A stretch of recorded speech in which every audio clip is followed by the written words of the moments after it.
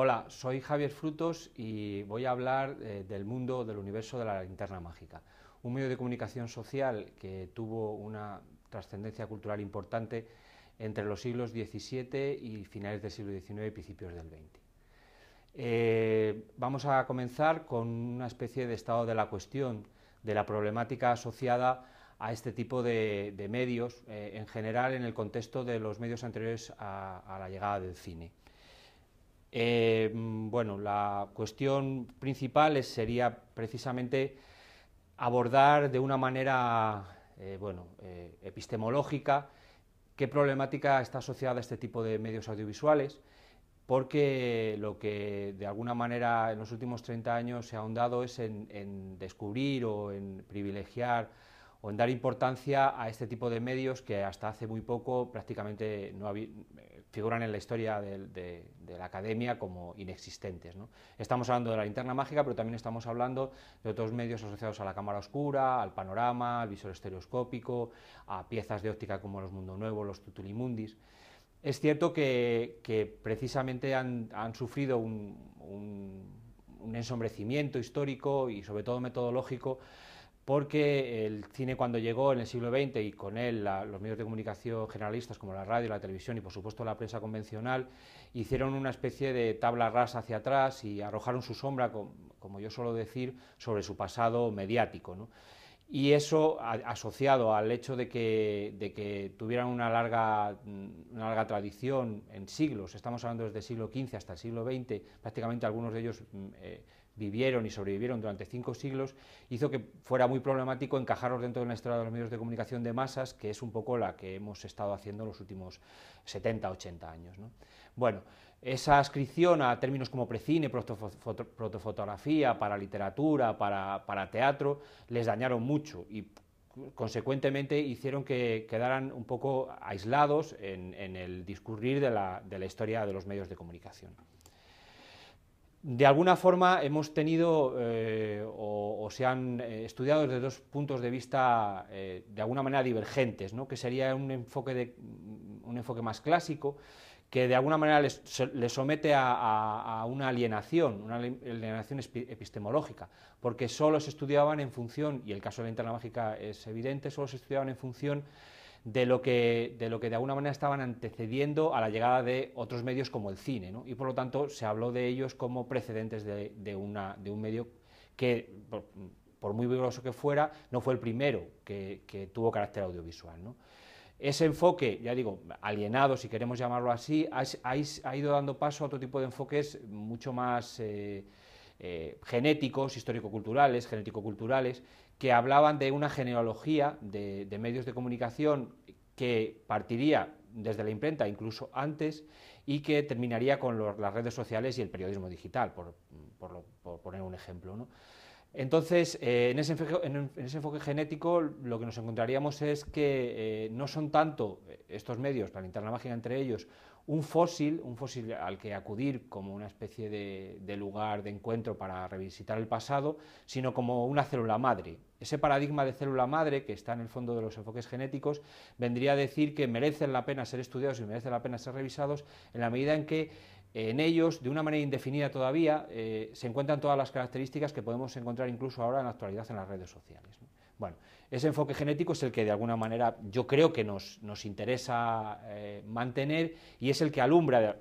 siempre, teniendo en cuenta que es una visión muy didáctica, el acercamiento que os voy a proponer para llegar hasta conocer un poco el universo de la linterna mágica. A pesar de todo, considero que los enfoques clásicos o los enfoques que vienen a dar a la linterna mágica ese carácter de antecedente ya digo, desde el cine hasta la fotografía, incluso la literatura y el teatro,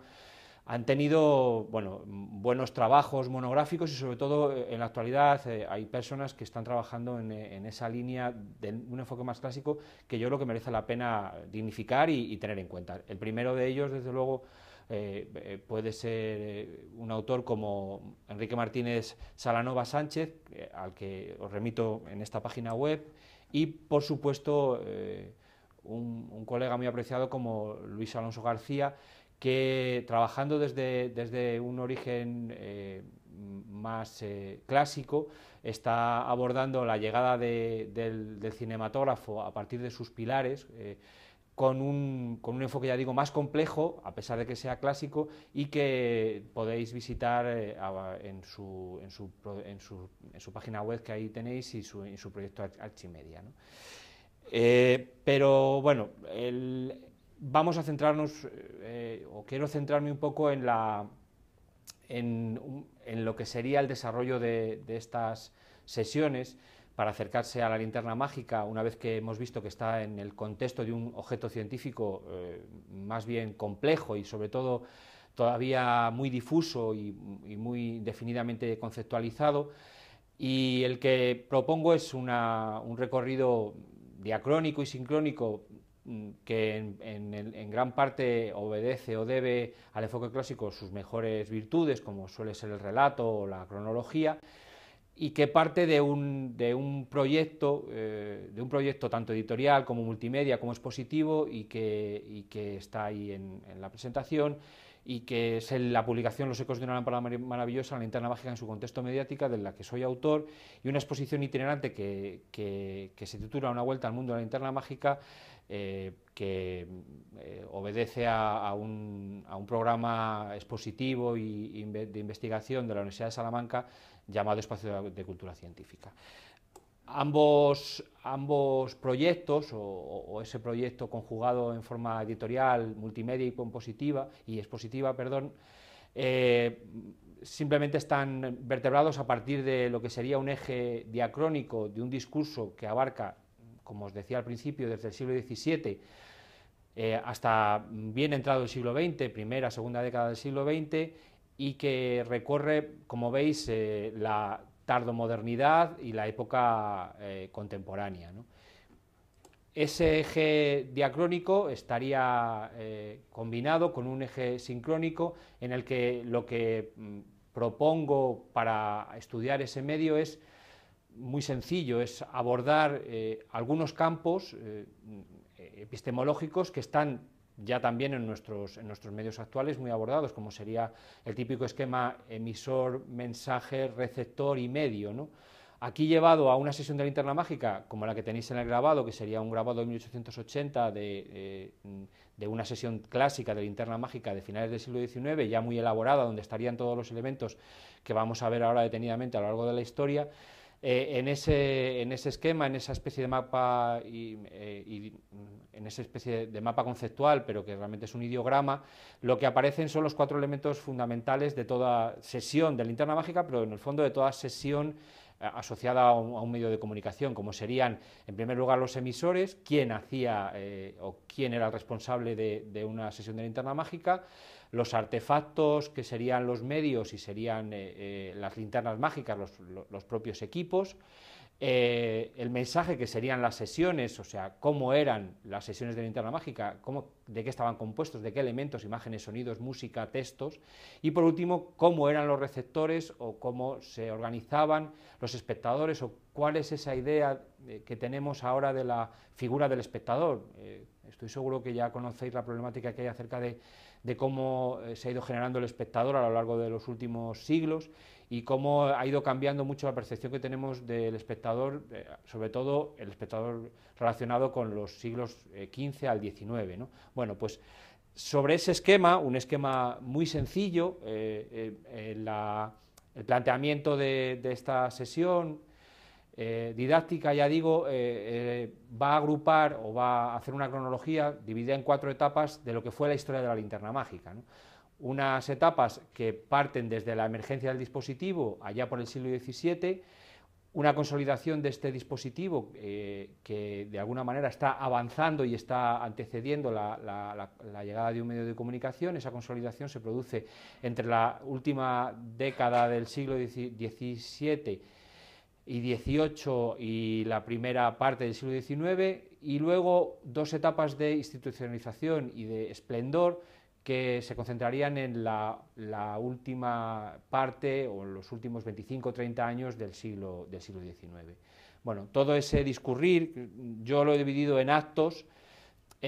que de alguna forma, siempre siguiendo un esquema de un bueno, de un mapa conceptual que podréis, por ejemplo, encontrar en el multimedia que antes os citaba, de los ecos de una lámpara maravillosa, la linterna mágica en el contexto mediático. Bueno, este mapa conceptual que tenéis en la pantalla, sencillamente os está hablando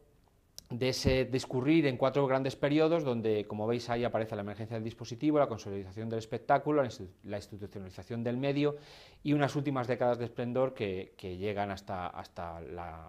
el siglo XX y principios del siglo XX, ¿no?